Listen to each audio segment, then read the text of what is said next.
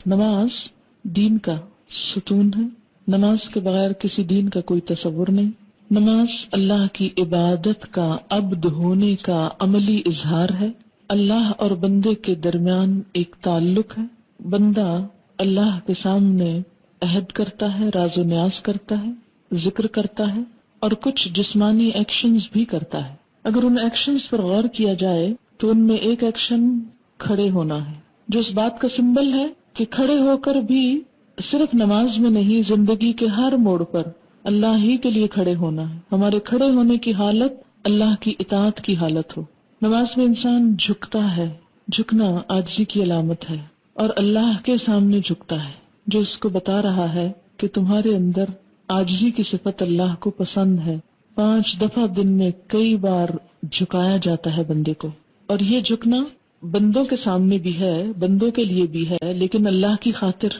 من تواضع للہ، اللہ کی خاطر بندوں کے ساتھ عاجزی، ان کے ساری اور نرمی کا معاملہ کرنا تکبر کی نفی ہے۔ جھکنا، بینڈ ہونا، اکڑ اور تکبر کی نفی ہے۔ تکبر اللہ کو سب سے زیادہ ناپسند ہے۔ دن میں کئی بار جھک کر ہم اس بات کا اظہار کرتے ہیں کہ اللہ تیری خاطر کہیں بھی جھکنا پڑے ہم اس کے لیے تیار ہیں۔ نماز کی ایک حالت سجدے کی حالت ہے، زمین پہ سر رکھ دینا، اور یہ زندگی میں یا روزمرہ کے کاموں میں واحد موقع ہوتا ہے کہ جب انسان اپنی پیشانی زمین پر رکھ دیتا ہے، اپنی ناک زمین پر رگڑتا ہے، اور یہ اللہ کے سامنے کرتا ہے، جو انتہائی عاجزی کی علامت ہے، حد درجہ اطاعت کی علامت ہے کہ اللہ میں تیرا ہی بندہ ہوں، تیرا ہی مطیع فرما ہوں، تیری خاطر میں ناک رگڑ سکتا ہوں۔ اسے کہتے ہیں نا ناک کی لکیریں نکالنا، کہ مشکل سے مشکل کام تیری خاطر کر گزروں گا، اور میں نے اپنے جسم کا اعلیٰ ترین مقام ناصیہ، پیشانی، اور پیشانی کا بھی سر کا وہ حصہ جو سارے سوچ، خیالات اور افکار کا مالک ہے، جہاں سے ساری سوچ اٹھتی ہے، وہ حصہ زمین پر، کہ میری عقل تیرے تابع ہے۔ پھر نماز میں انسان بیٹھتا ہے، اور یہ بیٹھنا کس بات کی علامت ہے کہ اللہ میرا کھڑا ہونا اور میرا بیٹھنا، میری ہر حالت تیری اطاعت میں ہے۔ میں کھڑے ہو کر بھی تیرا ہی ذکر کرتا ہوں، تیرا ہی بندہ ہوں، اور میں بیٹھ کر بھی تیرا ہی بندہ ہوں۔ نماز میں عام حالات میں ایک پوزیشن نہیں ہے، اور وہ لیٹنے کی، اور لیٹنا آرام پسندی اور آرام طلبی کی علامت ہے۔ انسان سونے کے وقت لیٹتا ہے، اور جب سو جاتا ہے تو اس کے عقل، شعور اور باقی چیزیں کام کرنا چھوڑ دیتی ہیں۔ اس وقت انسان کی مکمل بے بسی کی علامت ہوتی ہے۔ اس وقت انسان پھر نافرمانی کا کوئی کام کر نہیں سکتا، اسے نماز میں لٹایا نہیں گیا، باقی ہر حال میں جھکایا بھی گیا، ناک کی لکیریں نکلوائی گئی، پیشانی زمین پہ رکھی گئی، ہاتھ زمین پہ رکھوائے گئے، اور اس طرح رکھوائے گئے کہ کہا کتے کی طرح پھیلاؤ مت، ان کو اٹھا کے رکھو تاکہ پوری طرح سر جھک جائے۔ جب آپ ہاتھ پھیلا لیتے ہیں، کونیاں نیچے ٹکا لیتے ہیں، تو سر کے اندر یا پیشانی کے اندر وہ عاجزی نہیں آتی، وہ جھکاؤ نہیں آتا۔ پھر نماز کے اندر آپ سینے پہ ہاتھ باندھتے ہیں۔ سینے پہ ہاتھ باندھنا، دل پہ ہاتھ رکھنا، عاجزی، ادب کا مظاہرہ کرنا ہے، اور اس بات کا سمبل ہے کہ یا اللہ ہم ہاتھ باندھے پوری طرح تیری اطاعت کے لیے تیار ہیں، ہاتھ باندھ کے تیرے سامنے عہد کرتے ہیں، ایاک نعبد و ایاک نستعین۔ ہمارے دل کے خیالات اور خواہشات اور سب کچھ تیرے نام وقف ہے۔ پھر نماز میں ہم ہاتھ اٹھاتے ہیں سب سے پہلے اللہ اکبر کہہ کے، ہینڈز اپ، سر تسلیم خم، کچھ بھی نہیں، سب کچھ چھوڑ دیا، اس دنیا سے بھی اعلان برات، اور دنیا کے ہر کام سے، ہر ایک سے منہ موڑ کے اللہ کی طرف۔ اللہ اکبر، آپ خود سوچیں، اللہ اکبر کہتے ہوئے جب انسان اپنے ہاتھ اٹھاتا ہے تو یہ ہینڈز اپ ہونے کی علامت ہے کہ میں بے بس ہوں، تیرے سامنے کوئی بھی چیز، میرے ہاتھ خالی ہیں، خالی ہاتھ آیا ہوں، اور عاجز ہوں، اطاعت گزار ہوں، فرما بردار ہوں، جو کہے گا مانوں گا۔ اور آخری ایکشن نماز میں سلام ہوتا ہے۔ ابتدا ہوتی ہے اللہ اکبر سے، اور انتہا ہوتی ہے سلام پر۔ سلام پر انسان کی گردن بھی موو کرتی ہے، رائٹ اور لیفٹ، گویا تمام جسم اللہ کی اطاعت میں ایک دفعہ ہل چکا ہوتا ہے۔ اور جب انسان اپنی دائیں طرف سلام کرتا ہے تو پوری دنیا والوں کے لیے امن کا پیغام دیتا ہے، میسج دیتا ہے۔ بائیں طرف کرتا ہے تو پوری دنیا والوں کے لیے امن کا پیغام دیتا ہے، السلام علیکم، تم سب پر سلامتی ہو، اور تم سب پر سلامتی ہو، میرے ہاتھ اور میری زبان اور میرے اعمال سے تم سب محفوظ رہو۔ ایک نقطے پہ غور کیجئے، اللہ چاہتا تو یہ ایکشن کروائے بغیر یہ سب کچھ ہم سے کہلوا دیتا، لیکن آپ نے دیکھا ہوگا کہ بچوں کو بعض اوقات پوئمز پڑھوائی جاتی ہیں جو ویسے ہی رٹوا دی جاتی ہیں، اور بعض پوئمز ہوتی ہیں ایکشنز کے ساتھ. دونوں میں کیا فرق ہے؟ بہت بڑا فرق ہے. جب انسان جسمانی حرکات کے ساتھ کھڑے ہو کر، بیٹھ کر، سجدے میں جا کر، رکوع میں جھک کر، گردن موڑ کر، ہاتھ اٹھا کر اللہ کا نام لیتا ہے، تو گویا اپنے صرف زبان سے نہیں، صرف دماغ سے نہیں، صرف خیالات سے نہیں، اپنے جسم کے ساتھ، اپنے ایکشنز کے ساتھ یہ ثابت کر رہا ہے کہ وہ اللہ ہی کا بندہ ہے اور اللہ کی اطاعت میں ہر طرح سے سرگرم عمل رہے گا. پھر آپ دیکھیں کہ نماز میں چلنا نہیں ہوتا، چلنا منع ہے. نماز میں بولنا منع ہے. نماز میں کھانا پینا منع ہے. اس سے کیا پتہ چلتا ہے کہ یا اللہ تیری خاطر میں بھوک کی قربانی دے سکتا ہوں، تیرے لیے میں اپنی بھوک قربان کر سکتا ہوں. بولتا نہیں، بولنے کی خواہش بھی ایک بڑی شدید خواہش ہوتی، خصوصاً خواتین میں. چپ رہنا بہت مشکل ہوتا ہے، بولنا بہت پسندیدہ ہوتا ہے. تو نماز میں انسان بولنا منع ہے، بول نہیں سکتے. ایک لفظ بھی کہا نماز ختم، ایک دانہ بھی چبایا تو نماز ختم، ایک گھونٹ پانی بھی پیا تو نماز ختم. نہیں، کچھ بھی نہیں. کچھ چکھا بھی تو نماز ختم. پھر چلنا منع ہے. گویا خود اپنے آپ کو قید کرتے ہیں ایک جگہ پر، ایک جگہ پر روک لیتے ہیں کہ اللہ تیری نافرمانی میں کوئی قدم نہیں اٹھے گا. لا تقدموا بین یدی اللہ ورسولہ کی عملی تفسیر کہ اللہ اور اس کے رسول کے آگے پیش قدمی نہ کرو، آگے نہ بڑھو. میں اپنی چوائس کے ساتھ جس جگہ کھڑا ہوں اسی جگہ کھڑا ہوں، دنیا ادھر سے ادھر ہو جائے، میں مکمل استقامت کے ساتھ تیرے ہی آگے کھڑا ہوں. میں یہاں سے ہلوں گا نہیں، کیونکہ اللہ نے منع کر دی یہاں سے نہیں ہلنا، یہیں کھڑے رہو، اسی جگہ رہو. اور ساری نماز میں ہم ایک ہی جگہ جب تک سلام نہ پھیر لیں ایک ہی جگہ کھڑے رہتے. کبھی ایسا نہیں کرتے کہ ایک قدم آگے پھر پیچھے پھر دائیں پھر بائیں، چاہے کتنے بھی تھکے ہوئے ہوں، کتنا بھی خواہش ہو چلنے بھاگنے دوڑنے کی، کسی بھی ایکٹیویٹی کی. نہیں، تو چلنا پھرنا کیا ہے؟ بھاگ دوڑ زندگی کے تمام کاموں کا احاطہ کرتا ہے، سارے کاموں کا احاطہ. چلنا پھرنا سب کام چل پھر کے ہی ہوتے ہیں نا. تو انسان کیا وعدہ کرتا ہے اپنے آپ کو، اپنے قدموں کو روک کر کہ اے میرے رب تیری خاطر میں ہر کام چھوڑ سکتا ہوں، میری ہر سرگرمی تیرے سامنے ہیچ ہے، ادھوری ہے. تو کہے تو میں سب کچھ چھوڑ سکتا ہوں، میں ایک جگہ کھڑا ہو سکتا ہوں، اسٹل اسٹینڈ. ہل جل بھی منع ہوتی ہے اس میں. اور پھر اس طرح کھڑا ہوں کہ ہاتھ بھی باندھے، کیونکہ ہاتھ بھی کس ایکشنز کی علامت. نماز میں آپ ہاتھ بھی نہیں ہلا سکتے، زیادہ ہاتھ بھی ہلا تو نماز فاسد ہو جائے گی. ہاتھوں سے کوئی کام نہیں، پاؤں سے کوئی کام نہیں، زبان سے کوئی کام نہیں. نماز میں سونا بھی منع ہے. نماز میں کوئی بھی اور جذباتی تسکین جو عام حالات میں جائز ہے اس میں وہ بھی منع ہے. گویا انسان کی وہ تمام حیوانی خواہشات، خواہ کھانا پینا ہو، خواہ نیند جیسی شدید خواہش ہو، خواہ دنیا میں بھاگ دوڑ کی، خواہ اپنے ہاتھوں سے کوئی کام کرنے کی. کہتے ہیں نا بعد میں کہ ہاتھوں میں کھجلی ہوتی رہتی ہے، کچھ نہ کچھ کرتے رہتے ہیں، ہاتھ ان کے رکتے نہیں، چلتے رہتے ہیں ہر وقت. بعضوں کے پاؤں چلتے رہتے ہیں، نچلا بیٹھ ہی نہیں سکتے. لیکن نماز ایک ایسی کیفیت ہے جس میں باندھ کے سب کچھ رکھ دیا جاتا ہے، بغیر کسی رسی کے باندھا جاتا ہے نا. دنیا میں اگر آپ کسی بچے کو کہیں کہ 5 منٹ یہاں کھڑے رہو، ہلنا نہیں، یہاں سے کھڑا نہیں ہو سکتا. لیکن اللہ کے سامنے کتنی زبردست طریقے سے ہم اپنی قوتوں، کوششوں، خواہشات، عقل، ہر چیز کو کنٹرول رکھتے ہیں. مکمل ضبط نفس. روزے میں صرف کھانا نہیں ہوتا، لیکن نماز میں کھانا پینا بھی منع، سونا بھی منع. یعنی ساری عبادتوں کا خلاصہ ہو جاتا ہے اس میں، ساری عبادتیں اس میں جمع ہو جاتی ہیں. مال ہے تو اس کو چھوڑ دو، کھا پی رہے ہو اس کو چھوڑ دو، بول رہے ہو اس کو چھوڑ دو. ہنسنا منع. رونے کی کسی حد تک اجازت ہے لیکن وہ اللہ کے خوف سے. یہ نہیں کہ دنیا بھر کے غم میں اس وقت رونا شروع کر دے، فلاں چلا گیا تو آج میں رونا بیٹھ جاؤں، اور نماز میں روئے جا رہے ہیں. اور باتوں کے لیے نہیں رونا، اللہ کے لیے رونا، آخرت کے خوف سے رونا. آپ دیکھیں کہ دن میں 5 دفعہ وہ سارے جذبات کنٹرول کر کے ایسا ضبط نفس کرایا جاتا ہے کہ 5 دفعہ کر کے اگر 6 دفعہ کسی وقت بغیر نماز کے یہ سب کچھ کنٹرول کرنا پڑے، ہاتھ یا پاؤں یا باقی چیزیں، تو بھی کر جاؤ. نفس کو اپنا غلام بنا لو، خود نفس کے غلام نہ بن جاؤ. نفس پر حکومت کرنا سیکھو، نہ کہ خود اس کے آگے ذلیل و خوار ہو. کائنات کی جتنی بھی چیزیں ہیں وہ کسی نہ کسی رنگ میں نماز کی پوزیشن میں ہیں. پہاڑ کھڑے ہیں، چوپائے رکوع کر رہے ہیں، جیسے بھینس وغیرہ، سب رکوع کی حالت میں ہیں. اور کچھ چیزیں سجدہ ریز ہیں. اللہ تعالیٰ نے سمبولیکلی سب کو سجدہ ریز بتایا. النجم والشجر یسجدان، ستارے ہوں یا پودے سب جھکے ہوئے ہیں. وَلِلَّهِ يَسْجُدُ مَن فِي السَّمَاوَاتِ وَالْأَرْضِ. اچھا یہ بھی ہو سکتا تھا کہ جیسے ہم دنیا کی ایکسرسائزز کرتے وقت کھڑے ہوتے ہیں، نیچے اٹھتے ہیں، دائیں ہوتے ہیں، بائیں ہوتے ہیں، پیچھے ہوتے ہیں، تو ہم کچھ بھی نہیں بولتے. تو اس ایکسرسائز میں بھی ہم کچھ نہ بولتے، لیکن اللہ نے ہمارا یہ وقت بھی ضائع نہیں کرایا، اس میں بھی ذکر کروایا. اور اس میں سے ایک ایک ذکر قابل غور ہے. اب میں اس ذکر پہ آتی ہوں جو کچھ ہم بولتے ہیں. نماز میں ہم سب سے پہلے نیت کرتے ہیں. نیت کے بغیر کوئی نماز نہیں ہوتی. نیت دل کا عمل ہوتا ہے، زبان کا عمل نہیں ہوتا. مثلا آپ وضو کرنے کی نیت کر رہے ہیں، آپ واش روم میں بعض اوقات جاتے ہیں صرف ہاتھ منہ دھونے، مثلا کہیں جا رہے ہیں آپ ہاتھ منہ دھوتے ہیں، اس میں کیا ہوتا ہے؟ کوئی بھی آپ نیت نہیں ہوتی، بس نیت یہ ہوتی کہیں جا رہا ہوں تو کسی کو منہ کیا دکھاؤں کہ ذرا منہ دھو لوں. لیکن نماز میں باقاعدہ منہ دھونے کی ایک فیلنگ ہوتی کہ میں اللہ کے سامنے منہ دکھانے کے لیے دھو رہی ہوں، اللہ کے سامنے جانے کے لیے تیار ہو رہی ہوں. وضو ہوتا نہیں جب تک نیت نہ ہو، اور نیت ہوتی نہیں جب تک اندر سوچ مضبوط نہ ہو. اندر کی سوچ کا نام نیت ہے. اب آپ دیکھیں کہ جب وضو کرتے تو آپ یہ تو نہیں کہتے میں وضو کر رہی ہوں برائے نماز ظہر، اور داخل ہو رہی ہوں واش روم میں اور کھول رہی ہوں ٹونٹی اور نکال رہی ہوں پانی، کچھ بھی نہیں کہتے.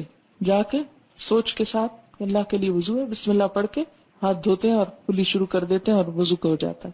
نماز میں بھی اسی طرح یہ جو ہم نے پنجابی، اردو، انگریزی کی نیتیں خود بنائی ہوئی ہیں نا، خود ساختہ، کیونکہ اگر نبی صلی اللہ علیہ وسلم نے سکھائی ہوتی تو ایک ہی ہوتی.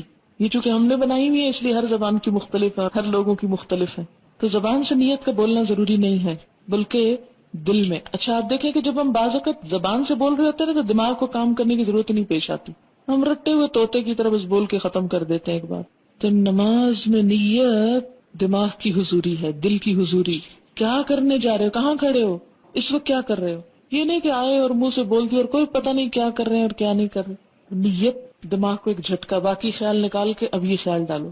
اور آپ دیکھیں گے کہ عام طور پر ہاتھ منہ دھونے سے کیا ہوتا ہے اور وضو کرتے وقت کیفیت ہی کچھ اور ہوتی. نیت کے فرق سے عمل بدل جاتا ہے. انما الاعمال بالنیات، کیفیت بدل جاتی، دل کی حالت بدل جاتی. وہی پانی ہے، وہی ٹیپ ہے، وہی سب کچھ ہے. جب سوچ فرق ہوئی سارا ایکشن ایک اور ہی طرف چلا گیا، کسی اور کریڈٹ میں چلا گیا. پھر اس کے بعد نماز میں کھڑے ہوئے آپ سوچتے ہیں، دل میں دہراتے ہیں اچھا کیا پڑھنے لگے، ظہر، فجر، عصر، کون سی نماز، فرض، سنت، کتنی رکعت، اتنی، ٹھیک ہے. کوئی کہنے کی ضرورت نہیں کہ منہ طرف خانے کعبے کے اور اس طرح کی چیزیں، کیونکہ جب تک آپ منہ طرف خانے کعبے کے کریں نا نماز تو ہوتی نہیں. اور بعض اوقات لوگ گاڑی میں پڑھ رہے ہوتے ہیں اور بول رہے ہوتے ہیں منہ طرف خانے کعبے کے، اللہ اکبر، رٹے رٹائے جملے. تو آپ نے کیا کرنا، نیت. اور نیت میں صرف یہ نیت نہیں کہ 4 رکعت پڑھ رہی ہیں، یہ 2 رکعت، صرف یہ نیت نہیں، نیت یہ بھی کہ صرف اللہ کے لیے پڑھ رہی ہیں، کوئی ریاکاری نہیں، کوئی دکھاوا نہیں. کیوں؟ اس لیے کہ اگر دکھاوے کی نماز پڑھی تو نبی صلی اللہ علیہ وسلم نے کیا فرمایا، من صلی یرائی فقد اشرکا، جس نے دکھاوے کی نماز پڑھی اس نے شرک کیا. شرک. فویل للمصلین، ہلاکت ہے نمازیوں کے لیے، نمازیوں کے لیے. الذین هم عن صلاتهم ساہون الذین هم یراؤون، وہ جو اپنی نمازوں سے غافل ہیں اور وہ جو دکھاوا کرتے ہیں. نماز میں بھی اور عام زندگی میں بھی. نماز ضبط نفس کی ایک ٹریننگ ہے، اور اگر دکھاوا ہے تو ضبط نفس کیا ہوا، خاک. اور پھر ہر جو سٹیپ ہے اس کو صحیح طریقے پر ادا کرنا، کیونکہ بدترین چوری نماز کی چوری ہے، سجدے اور رکوع ادھورے ادھورے کرنا، جلد بازی میں کرنا، صرف کھڑے ہو کے بیٹھ کے اٹھک بیٹھک کر کے ختم کر دینا. It's not just a physical exercise, یہ کسی انسان کی بتائی ہوئی ایکسرسائز نہیں کہ آپ اس میں غلطی بھی کر لیں، اس میں نہیں ویسے ہم کرتے ہوتے، اس کو اتنا ہی جھکتے ہیں. مثلا اگر آپ نے ایروبکس کبھی کیے ہوں تو آپ کو پتا ہے کہ جتنا جس چیز کو بینڈ کرنے کے لیے کہا جاتا ہے اتنا ہی کرتے ہیں، اور جب تک اتنا آپ کر نہ جائیں آپ کی بات پوری نہیں ہوتی. آپ ادھورے کریں تو اس کا فائدہ ہی کچھ نہیں ہوتا. نماز میں کہتے اچھا پھر کیا ہوا اگر کم ہوا یا زیادہ، اتنی کیا ریجیڈیٹی ہے، نہیں، اس کا بھی وہ صحیح فائدہ نہیں ہوگا جب تک آپ ہر ایکشن جو ہے وہ سنت کے مطابق نہیں کریں گے.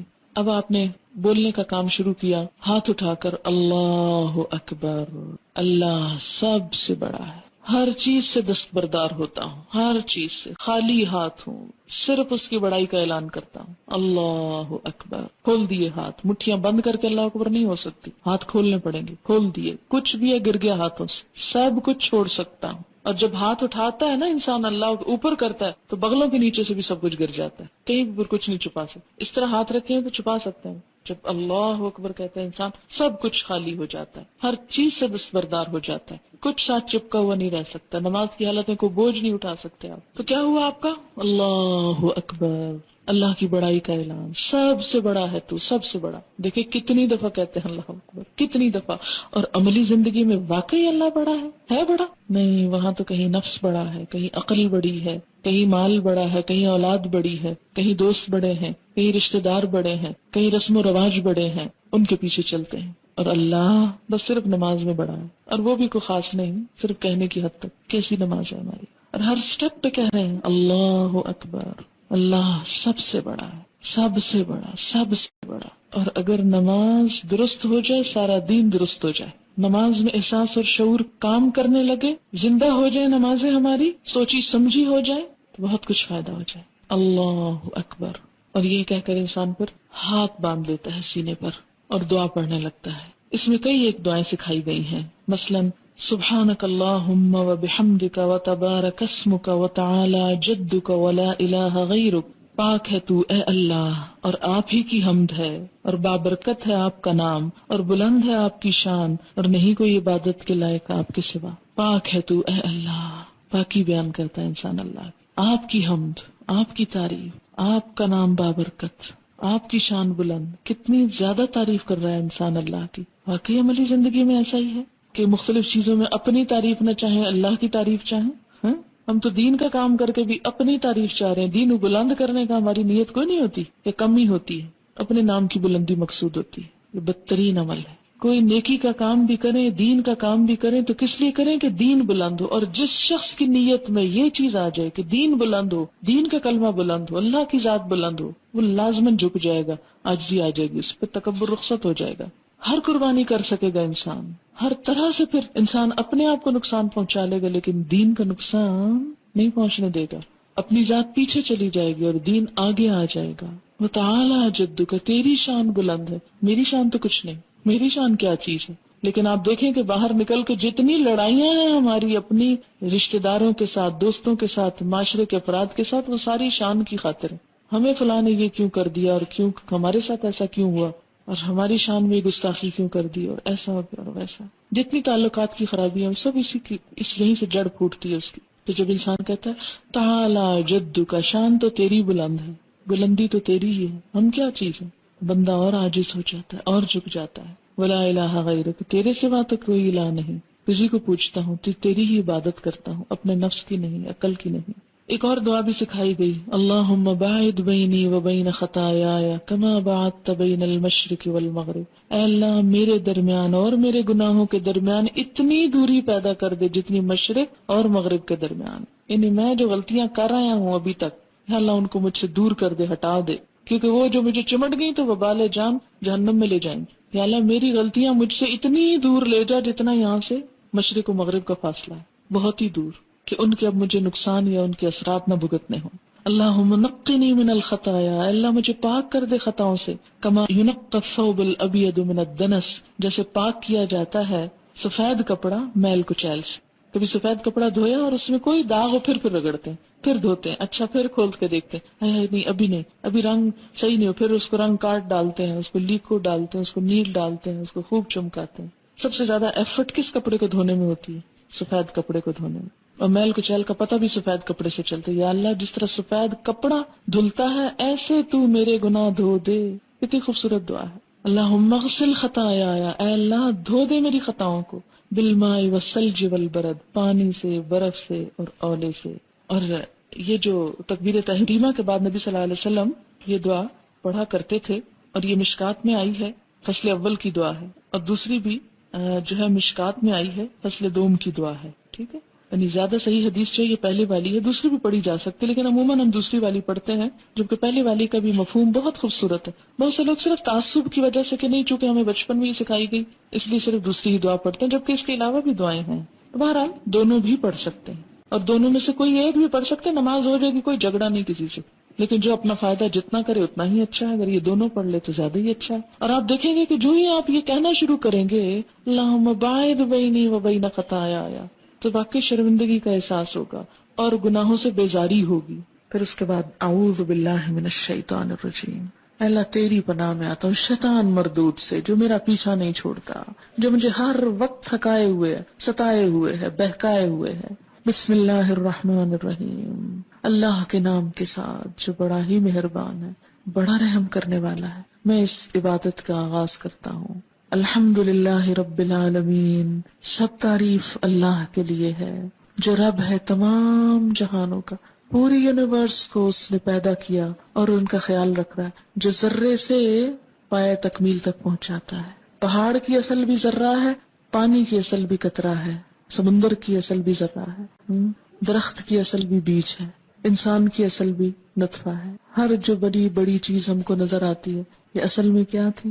بہت چھوٹی حقیر. اس رب کا کمال یہ ہے کہ اس نے حقیر چیز کو اتنی شان دے دی، اتنا بڑا کر دیا. رب العالم، رب جو ذرے سے کمال تک پہنچائے، جو ذرے کو چمکا ڈالے، اسے اہمیت دے دے. ہم کیا چیز تھے؟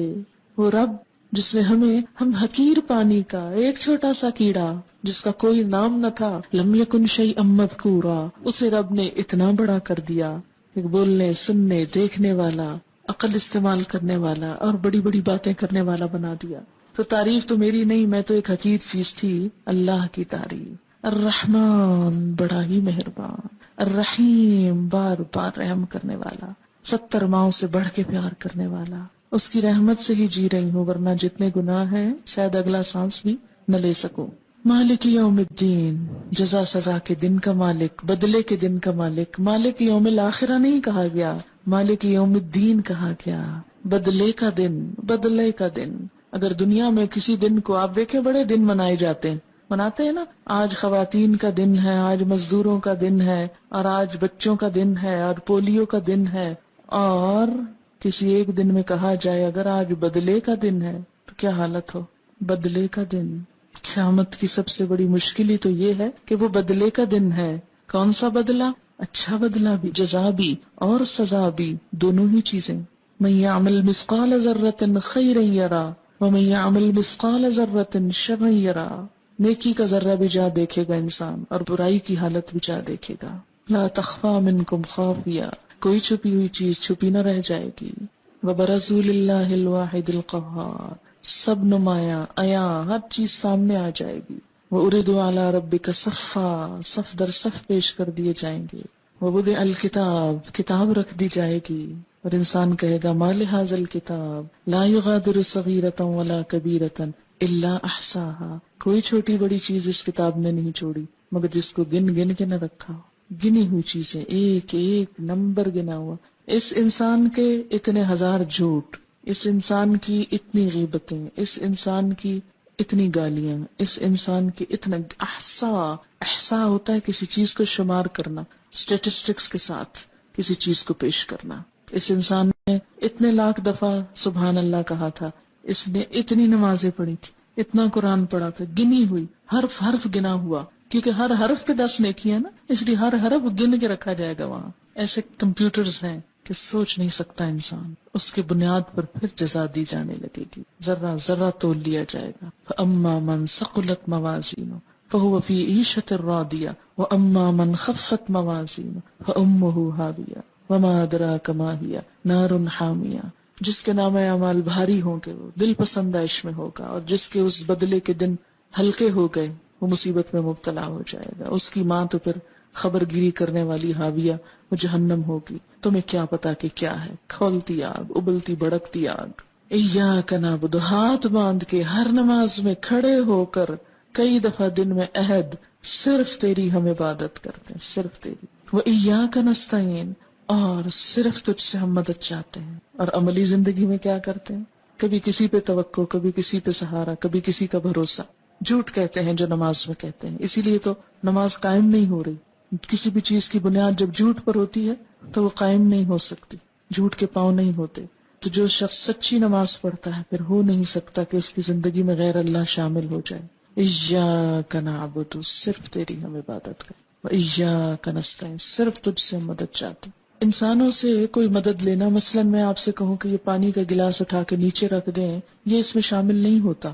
کیوں؟ اس لیے کہ یہ اسباب کو اختیار کرنا اللہ تعالیٰ کی طرف سے اس کا حکم بھی ہے. اللہ نے قرآن پاک میں ایک بہت عادل بادشاہ ذوالقرنین کی صفت بیان کی کہ اس نے فَأَتْبَعَ سَبَبًا، بار بار آتا ہے کہ اس نے اسباب کی پیروی کے، اسباب استعمال کیے. اللہ کی پیدا کی نعمتوں کو استعمال کرنا یا کسی انسان سے مدد لینا یا ظاہر میں کسی چیز کا تبادلہ کرنا یہ منع نہیں ہے، یہ اس میں نہیں آتا.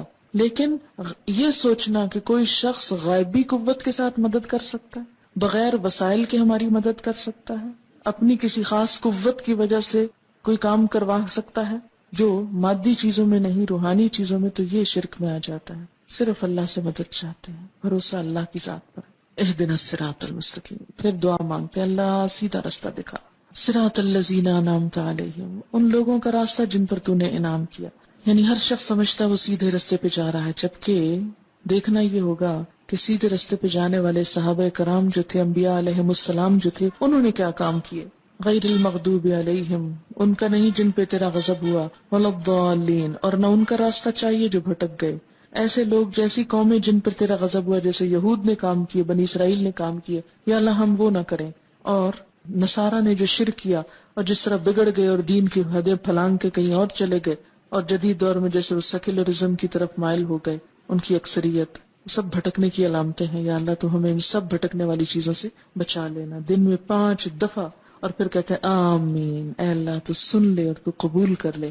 یہ ایک طرح سے دعا ہے. اب آپ دیکھیں کہ نماز میں ہم اللہ کو کیا دے رہے ہیں، خود ہی مانگے جا رہے ہیں. تھوڑی سی تعریف کرنے کے بعد مانگنے پہ آ جاتے ہیں، مانگنا شروع کر دیتے ہیں، پھر بھی احسان جتاتے ہیں کہ ہم نماز پڑھ رہے ہیں. نماز، وہ تو اللہ ہمارے ساتھ بھلا کر رہا ہے.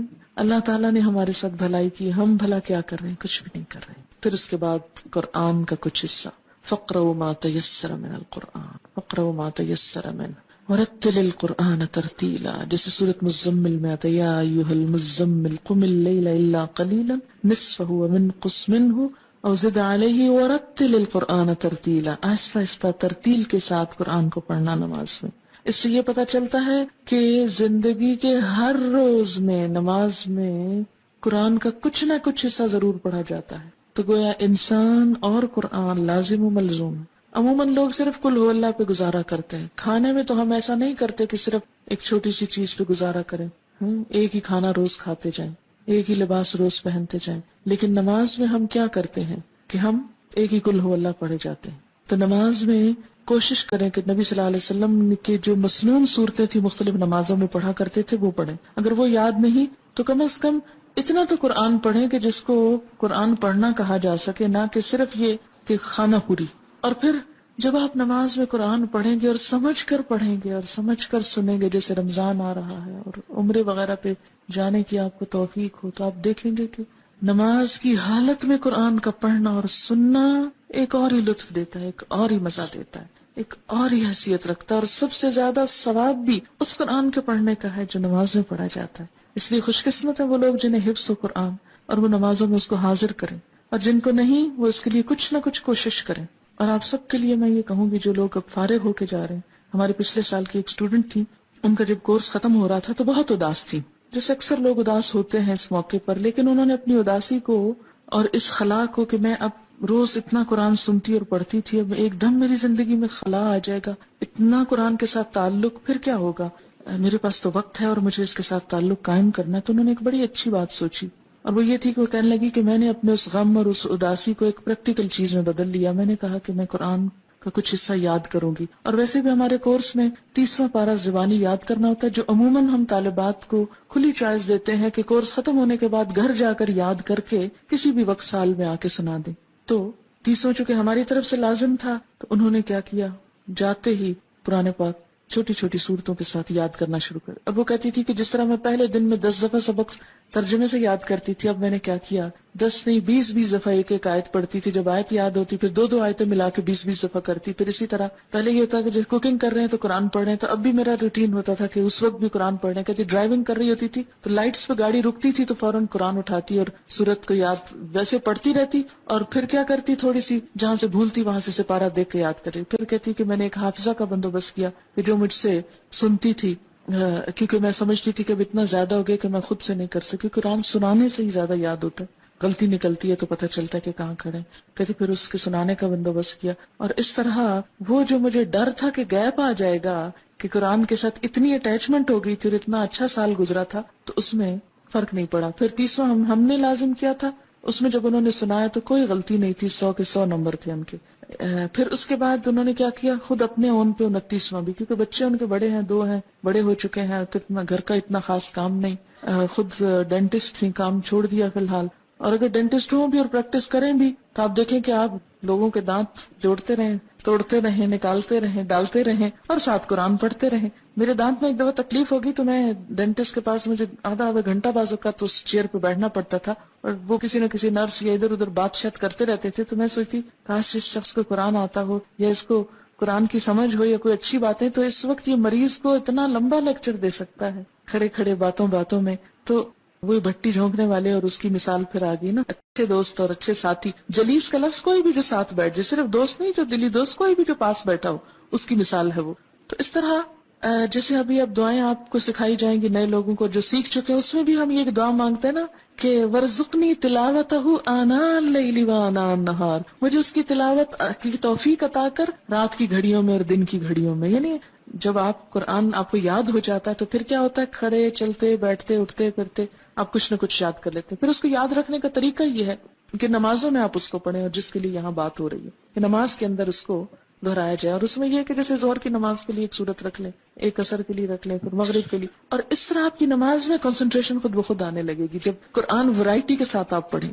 اور اگر کل ہو اللہ پہ صرف زور رہا، اس کو آپ بے شک شامل کریں اپنی نماز میں. جیسے ایک صحابی تھے، وہ ہر نماز کی ہر رکعت میں ہر اور تلاوت کے ساتھ کل واللہ ضرور پڑھتے تھے. تو کسی نے حضور سے شکایت کر دی صلی اللہ علیہ وسلم، تو آپ نے اس سے پوچھا تو اس نے کہا مجھے اس سورت سے بڑی محبت ہے. تو آپ صلی اللہ علیہ وسلم نے فرمایا تمہاری اس سورت کی محبت نے تجھے جنت میں داخل کروایا. تو اچھی سورت ہے، ضرور پڑھیں. یہاں میرے کہنے کا مطلب یہ نہیں کہ کل واللہ چھوڑ دیں، ضرور پڑھیں، لیکن اس کے ساتھ ورائٹی کے ساتھ قرآن، کبھی کہیں سے کبھی کہیں سے کبھی کہیں سے. تو آپ دیکھیں گے انشاءاللہ نمازیں بہت امپروو ہوں گی.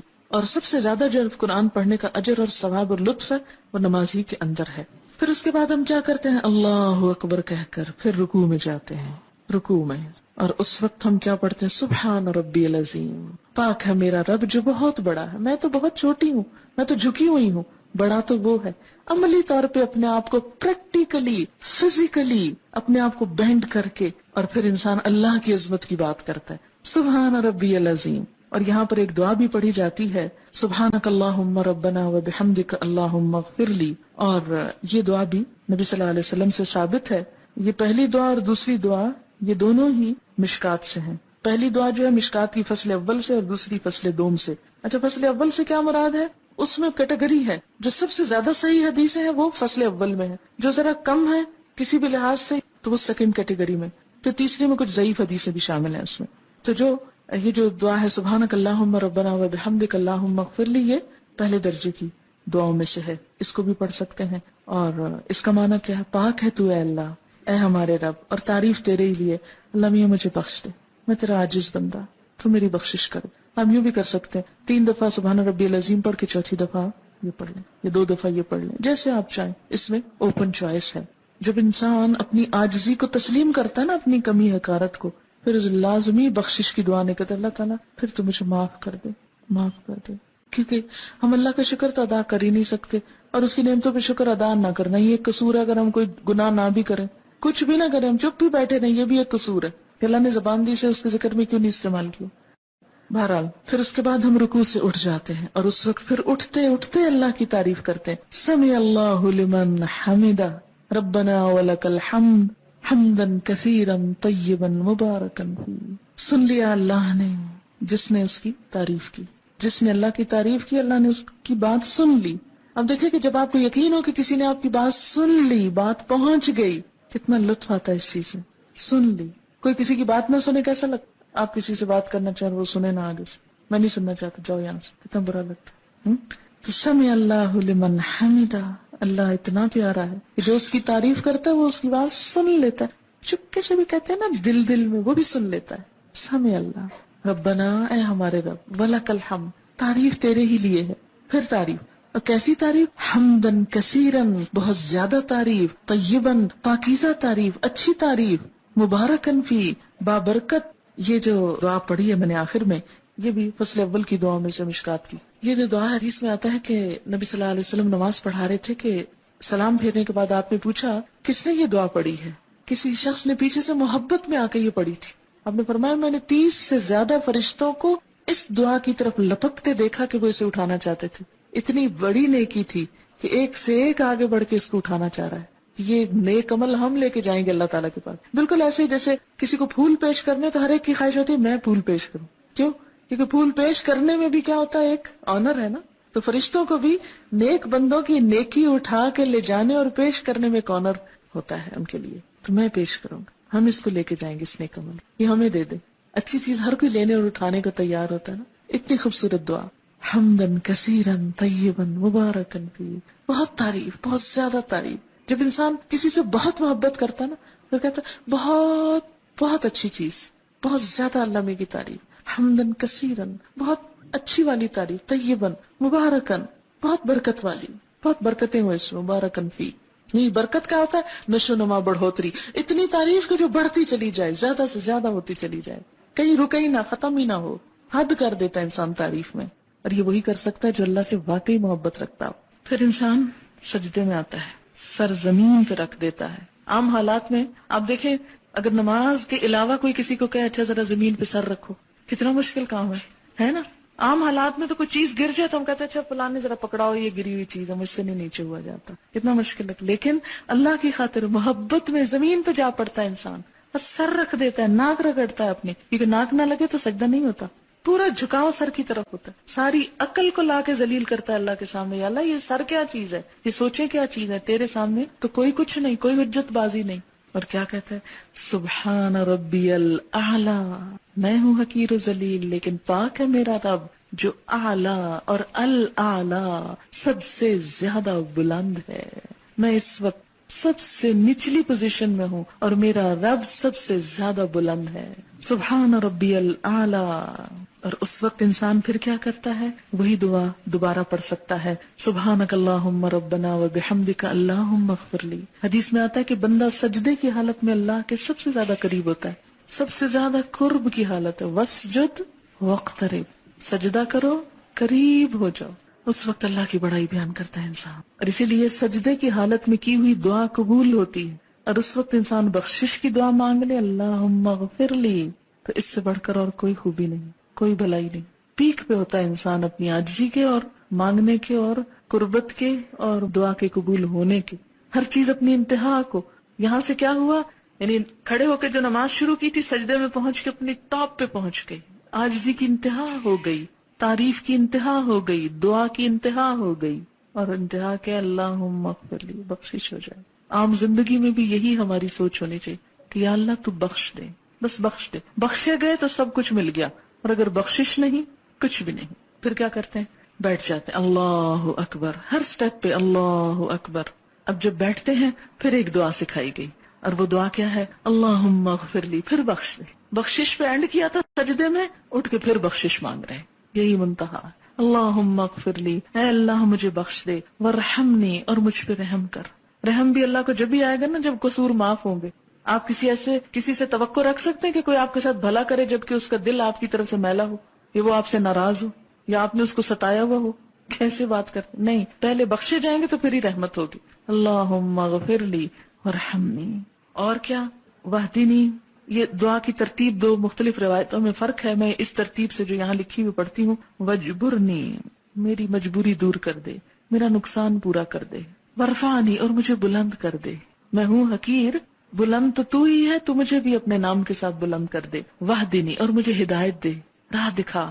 وعافنی، عافیت دے، صحت دے. ورزقنی، رزق دے. دین معتدل دین ہے، دنیا اور آخرت دونوں کی بھلائیاں مانگنی سکھائی گئی. پھر دوبارہ سجدہ، اللہ اکبر. پھر وہی عاجزی، پھر وہی مغفرت کی دعا، پھر اللہ اکبر. اور اسی طرح دوسری رکعت، اور پھر التحیات. اب بیٹھ جاؤ، بیٹھ کے پڑھو. اب ہم اس میں اپنی مرضی نہیں کر سکتے کہ یہ دعا سجدے میں پڑھ لو، سجدے کی بیٹھ کے پڑھ لو، بیٹھ کے پڑھنے والی کھڑے ہو کے پڑھو. کھڑے ہو کے کیا پڑھوایا، سورۃ الفاتحہ. بیٹھ کے کیا پڑھوایا، التحیات اور درود شریف. التحیات للہ، سب اچھے کلمات، سب تحفے، سب درود اور وظیفے، سب کچھ للہ، اللہ کے لیے. میرے سارے اذکار، میری سارے دعائیں، میرے سارے اچھے جذبات، میرا سب کچھ میرے رب کے لیے، للہ. التحیات. تحیہ کا لفظ ہے نا، بڑا جامع لفظ ہے، ایک لفظ میں ترجمہ ہو ہی نہیں سکتا اس کا. تحیہ تحفے کے لیے بھی آتا ہے، ہدیے کے لیے، دعا کے لیے بھی آتا ہے، اچھے جذبات کے لیے بھی. اللہ تعالیٰ میرا سارا مال بھی تیرا، میری ساری دعائیں بھی تجھ سے، میرے سارے جذبات بھی تیرے لیے، میرا سب کچھ تیرے لیے. التحیات للہ، التحیات للہ. تحیہ والصلوات، سب دعائیں، سب عز و نیاز. والطیبات، سب پاکیزہ چیزیں، سب پاکیزہ کلمات، سب پاکیزہ رزق، سب کچھ اللہ کے نام. التحیات للہ والصلوات والطیبات، سب کچھ تیرا ہی تیرا، سب تیرے لیے، میرا تو کچھ بھی نہیں. اور بیٹھنے کا انداز آپ دیکھیں کتنا عاجزی کا ہوتا ہے، گھٹنے ٹیک کے بیٹھنا، گھٹنے ٹیک کے، یہ نہیں کہا کہ ٹانگیں پھیلا کے بیٹھ جاؤ بے شک، یا پلتھی مار کے بیٹھ جاؤ دو زانوں، نہیں، پاؤں پیچھے کر کے، گھٹنے ٹیک کے، عاجزی، گھٹنے ٹیک دینا محاورہ ہے نا، عاجزی کی علامت، بیٹھنے کا ادب سکھایا گیا، طریقہ، سلیقہ، اور پھر ہاتھ گھٹنوں پہ رکھ دو، یہاں سینے پہ نہیں رکھوائے گئے کہ سینے پہ رکھ کے آپ دیکھیں کتنی عجیب حالت ہوتی نا اگر ہم بیٹھے اس طرح ہوتے اور ہاتھ سینے پہ ہوتے، ہاتھ بھی وہیں رکھو، کتنا ڈسپلن، کتنی عاجزی، کتنی خوبصورت پھر پوزیشن بن جاتی، ہاتھ گھٹنوں کے اوپر رکھو، انگلیاں ڈھیلی چھوڑ دو۔ اچھا ایک یاد رکھیں، ساری نماز کی ہر پوزیشن میں اکڑنا نہیں، کھینچنا نہیں، ڈھیلے، خشوع، آواز میں بھی خشعت الاصوات، پوزیشن میں بھی ڈھیلا پن، عاجزی، نرمی، انکساری۔ کیوں؟ اس لیے کہ قد افلح المؤمنون الذین هم فی صلاتهم خاشعون، اور خشوع کا سب سے پہلا ذریعہ جسم کا ڈھیلا پڑ جانا۔ اور آپ دیکھیں گے کہ جب جسم ڈھیلا ہوگا اور ٹینشن نہیں ہوگی آپ کی، ایک تو ویسے ٹینشن ریلیز ہوگی، اور دوسرا یہ کہ روح سے الفاظ نکلیں گے پھر، کیونکہ جب ہم کھچے ہوتے ہیں نا تو کچھ انرجی ہماری ادھر بھی لگ رہی ہوتی کچاؤ میں، تو جب وہ ساری انرجیاں ادھر سے بچا کے ایک جگہ کانسنٹریٹ کر لیتے ہیں اللہ کے لیے، ریلیکس ہو کر پوری طرح ایک ہی چیز دماغ میں ہوتی ہے اور دل میں، التحیات للہ والصلوات والطیبات، کتنی خوبصورت، تحیات للہ، سارے تحفے اللہ کے لیے۔ آپ دیکھیں تحفہ کس کو دیتے ہیں، آپ کبھی سوچا آپ کس کو دیتے ہیں؟ جس سے محبت ہوتی، اور محبت کے اظہار کے لیے ہوتا ہے، اس لیے نہیں ہوتا کہ کوئی ضرورت مند ہوتا ہے۔ اچھا جب اللہ کے لیے ہم کہتے ہیں سارے تحفے تیرے لیے، التحیات للہ، اچھا پھر تحفہ کس چیز کا ہوتا ہے؟ جو چیز انسان کو بہت اچھی لگتی ہے یہ دینی چاہیے۔ آپ یہ تو نہیں کرتے کہ جو ردی مال اٹھا کر یہ تحفہ میں دے دیتے ہیں کسی، وہ تو پھر دھوکہ ہے۔ اپنی اچھی سے اچھی چیز، خوبصورت سے خوبصورت، اسی لیے پیکنگ کتنی خوبصورت، بازو کا اندر کچھ نہیں ہوتا، پیکنگ بڑی اچھی کرتے ہیں، اس لیے تاکہ دیکھنے والا پیکنگ دیکھ کے خوش ہو جائے۔ اصل مقصود خوش کرنا ہوتا ہے نا کسی کو، تو یہاں بیٹھ کے ہم زبان کے ساتھ اظہار کرتے کہ یا اللہ میرا سب کچھ تیرے لیے، تجھے خوش کرتا ہوں، تحیات للہ، تحیات للہ، لیکن عملی زندگی میں کچھ بھی نہیں کرتے ہم، اس لیے کہ کبھی بیٹھ کے گھٹنے ٹیک کے ہاتھ رکھ کے سوچا ہی نہیں کیا کہہ رہے ہیں ہم۔ التحیات للہ، کتنی محبت کا والہانہ انداز، اللہ سارے تحفے تیرے ہی لیے، ساری اچھی باتیں تیرے ہی لیے، سارے اچھے جذبات تیرے لیے۔ یاد رکھے تحفہ صرف کسی مالی چیز کا ہی نہیں ہوتا، مال ہی نہیں ہوتا کوئی تحفہ، اچھے جذبات کا اظہار بھی تحفہ ہی ہوتا ہے۔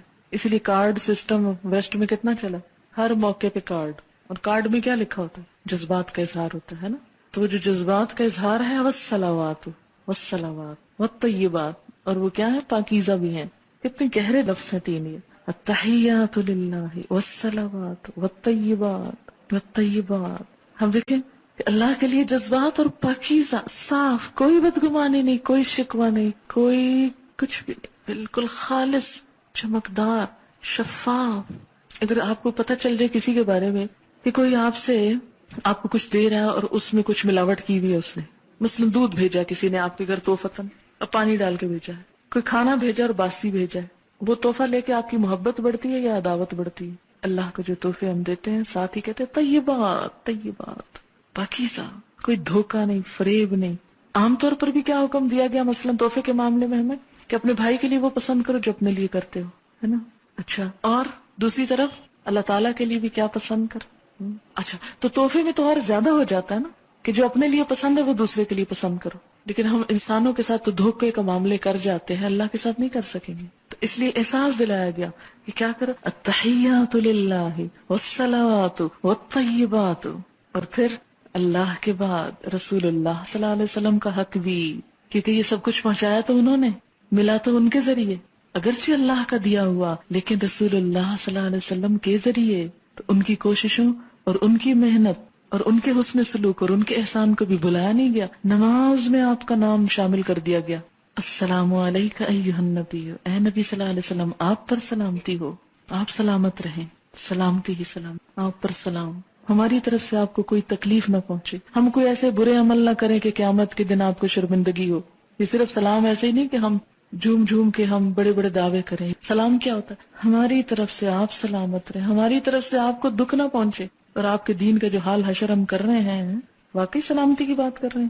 کسی کو جب سلامت رہنے کی دعا دیتے ہیں کہ آپ سلامت رہیں، اور خود ہی ساتھ دکھ دینے لگ جائیں، ستانے لگے، قیامت کے دن آپ صلی اللہ علیہ وسلم نے فرمایا تھا دیکھو مجھے رسوا نہ کرنا، کیا واقعی ہمارا حال یہ ہے کہ ہم حضور صلی اللہ علیہ وسلم کے پاس شوق سے جا کھڑے ہوں گے کہ ہم نے آپ کے دین کے ساتھ یہ کیا، جو آپ کام چھوڑ کر آئے تھے ہمارے لیے ہم نے کر لیا، ہوم ورک ہو گیا، ہم کر کے آئے وہ کام. اور خاص طور پر دین کا علم پڑھنے والے العلماء ورثۃ الانبیاء، وارث ہیں آپ اس مشن کے. کوئی ایسا کام نہ کریں کہ جس سے دین کو دنیا میں بٹا لگے یا آخرت میں رسوائی ہو. السلام علیکہ ایھا النبی ورحمۃ اللہ وبرکاتہ. آپ پر اللہ کی رحمتیں، آپ پر برکتیں.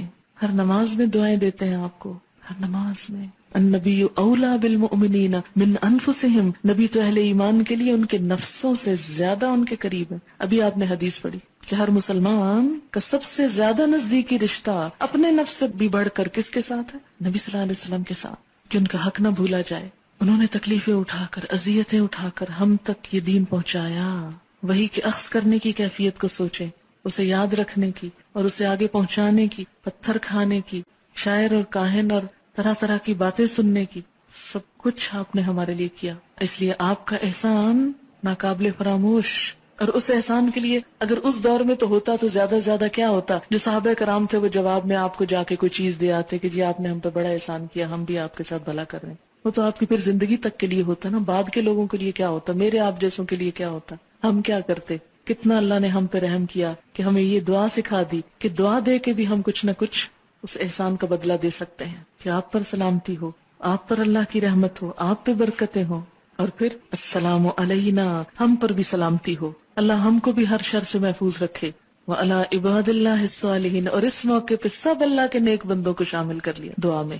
یہ ہے اللہ کی رحمت کہ کسی بھی محسن کا حق مارا نہ جائے، کسی بھی نیک بندے کا. یعنی اللہ کے جتنے نیک بزرگ اولیاء جو ان کو نام دے، جو بھی کوئی گزرا آج تک، صالح عباد اللہ الصالحین، کسی بھی دور میں سب کے لیے دعائیں. کتنی وسعت آتی ہے مومن کے دل میں، سب کے لیے دعائیں. اشہد ان لا الہ الا اللہ واشہد ان محمدا عبدہ ورسولہ. پھر کلمہ پڑھتا ہے شہادت انسان. میں گواہی دیتا ہوں کہ اللہ کے سوا کوئی عبادت کے لائق نہیں، اور میں گواہی دیتا ہوں کہ محمد رسول اللہ اللہ کے بندے اور اس کے رسول ہیں. کہ میرے رہنما و ہادی و برحق محمد رسول اللہ ہیں. پھر درود شریف پڑھا جاتا ہے خاص طور پر. پھر درود شریف ایک دفعہ سے جیسے حق نہیں ادا ہوا، ابھی کچھ اور.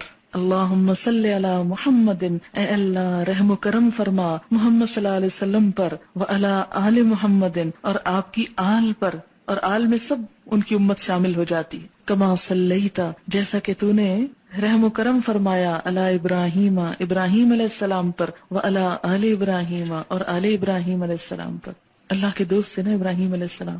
اب بعض لوگ کہتے ہیں یہ کیوں آیا درود شریف میں کما صلیتا؟ کیا حضرت ابراہیم بڑے ہو گئے پھر حضور سے؟ دیکھیں ایک تو کمپیئر نہیں کرنا چاہیے. دوسری بات یہ کہ چونکہ وہ آپ سے پہلے آئے تھے زمانی اعتبار سے، تاریخی اعتبار سے، اور ان پر بڑی برکتیں اور رحمتیں ہو چکی تھی، اور وہ اللہ کے دوست تھے. اتخذ اللہ ابراہیم خلیلا، اللہ نے ان کو دوست بنایا. فرشتے بھیجے جب قوم لوط کی طرف، اور حضرت ابراہیم علیہ السلام کے پاس بیٹے کی خوشخبری دینے کے لیے آئے، تو اس وقت آپ کو یاد ہوگا کہ ان کی بیوی نے جب تعجب کا اظہار کیا کہ میرا بچہ کیسے ہو سکتا ہے، میں تو بوڑھی بانجھ ہوں، تو آپ کو یاد ہوگا کہ اس وقت انہوں نے ان کو کتنے خوبصورت الفاظ میں خراج تحسین پیش کیا. اور اس وقت انہیں کہا کہ اللہ کی رحمتیں اور برکتیں ہوں آپ پر اے اہل بیت.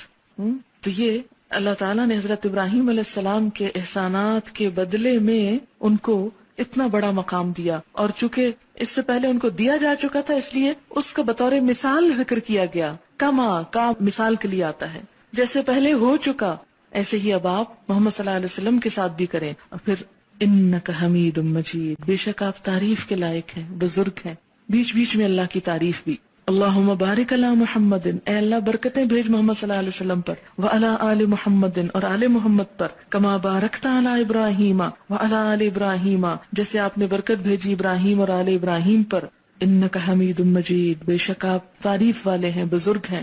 اور پھر تشہد کی آخری دعا. اور یہ بھی دعائیں کئی ایک ہیں، شاید 12-13 دعائیں ثابت ہیں. ہم عموماً رب اجعلنی مقیم الصلاۃ ومن ذریتی، ربنا تقبل دعا، ربنا اغفر لی ولوالدی وللمؤمنین یوم یقوم الحساب. یہ ابراہیم علیہ السلام کی دعا جو سورۃ ابراہیم میں آتی ہے ہم پڑھتے ہیں.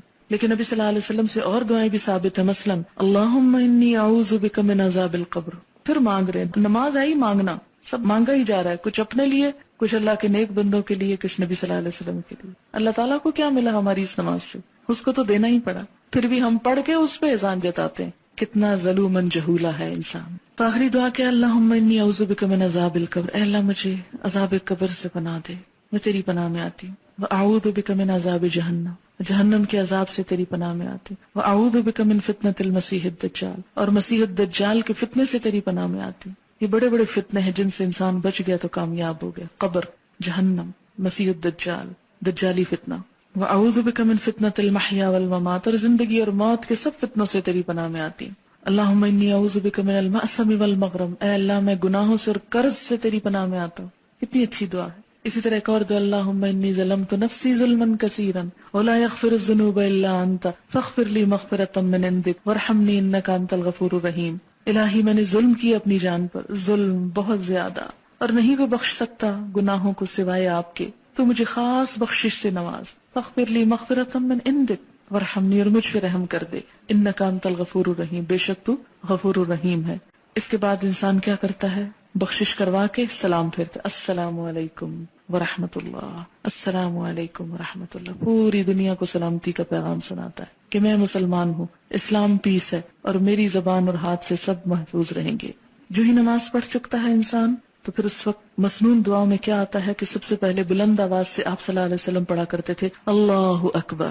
ابتدا بھی اللہ اکبر سے، انتہا ہو چکی تو بھی اللہ اکبر، اور 3 دفعہ کہتے تھے استغفر اللہ استغفر اللہ استغفر اللہ. یہ پوری نماز کی 2 ہی بڑی باتیں ہیں، اللہ کی بڑائی اور اپنے گناہوں کی بخشش. اللہم انت السلام ومنک السلام تبارکت یا ذا الجلال والاکرام. اے اللہ آپ سلامتی والے اور آپ ہی کی طرف سے سلامتی ہوتی، آپ بابرکت ہیں، اے بزرگی اور عزت والے رب. کیوں؟ اس لیے کہ اگر نماز کے بعد فوراً جائے نماز لپیٹ کے اٹھ جائیں تو آپ کو یوں لگے گا جیسے کچھ پورا نہیں ہوا، رہ گیا. اس لیے وہ چونکہ ایک پورے پیک پہ انسان پہنچ چکا ہوتا نا، تو ایک دم اس سے باہر آ کر دنیا میں رل مل جانا اتنا ممکن نہیں ہوتا. تو اس کیفیت کو آہستہ آہستہ آہستہ آہستہ نارمل کیا گیا ہے.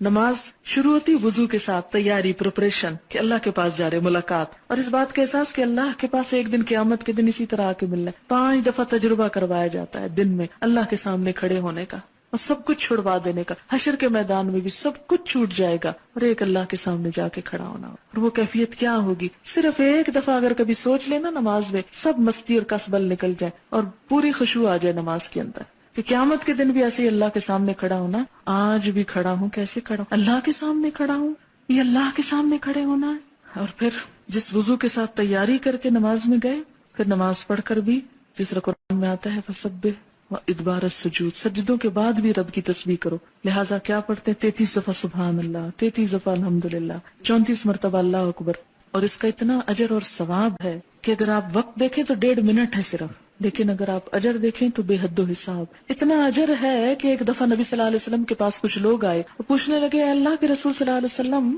ہمارے کچھ دوست ہیں جو بڑے امیر ہیں، وہ صدقہ کرتے ہیں، ثواب پا لیتے ہیں، ہمارے پاس ہم غریب لوگ ہیں، ہمیں بھی کچھ بتائیں کہ ہم ان کا ثواب پا لیں. تو آپ نے فرمایا کہ تم ہر نماز کے بعد 33 دفعہ سبحان اللہ الحمدللہ اللہ اکبر پڑھو تو تم کیا کرو گے؟ ان کے برابر ہو جاؤ گے.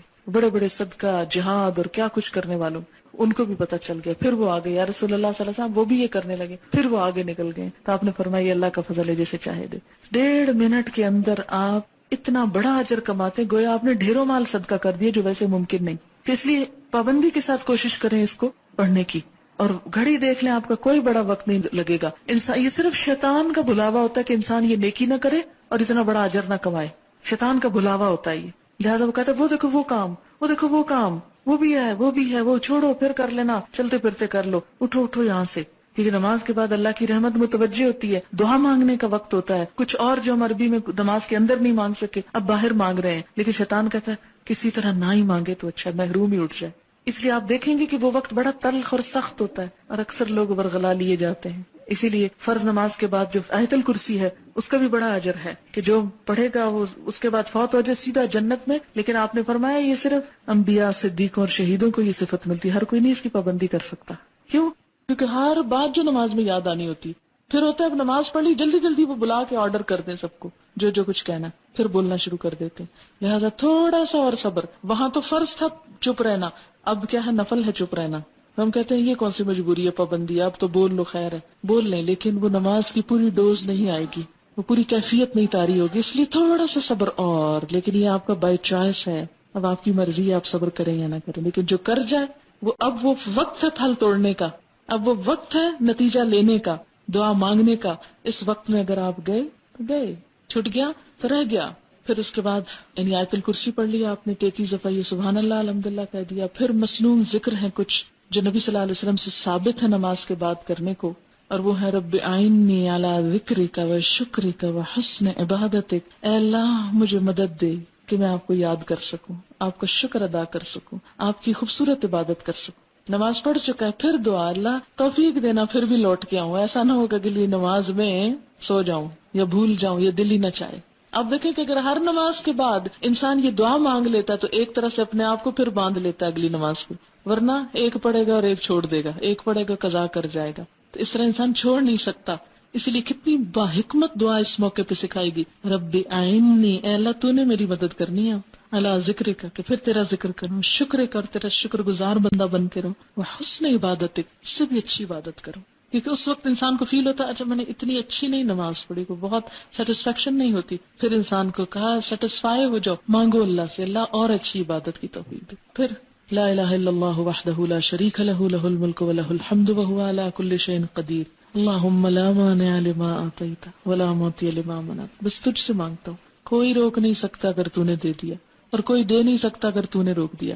سب سے بے نیاز، سب سے کٹ کر صرف تجھ سے. ولا ينفع ذا الجد منك الجد، اور نہیں فائدہ دے سکتی کسی دولت مند کو آپ کے عذاب سے دولت. یعنی کوئی دولت مند آپ کے عذاب سے اپنی دولت کی وجہ سے نہیں بچ سکتا، کیونکہ انسان پھر اٹھ کے دولت دنیا اور مال کی طرف راغب ہو جاتا ہے.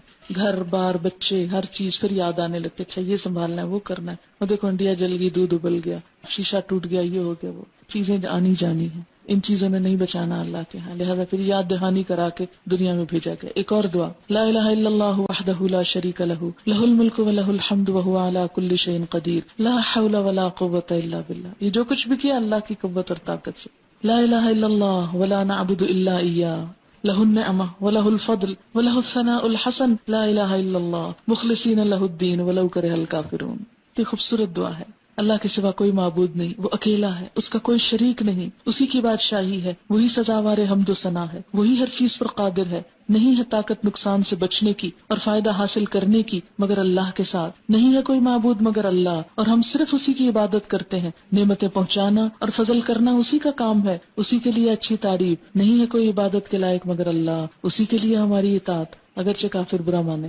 اور آیت الکرسی جو ہر فرض نماز کے بعد ہے، آپ نے فرمایا جو ہر نماز کے بعد آیت الکرسی پڑھے اسے بہشت میں داخل ہونے سے سوائے موت کے کوئی چیز نہیں روکتی. گویا جنت کا دروازہ کھل گیا اس کے لیے.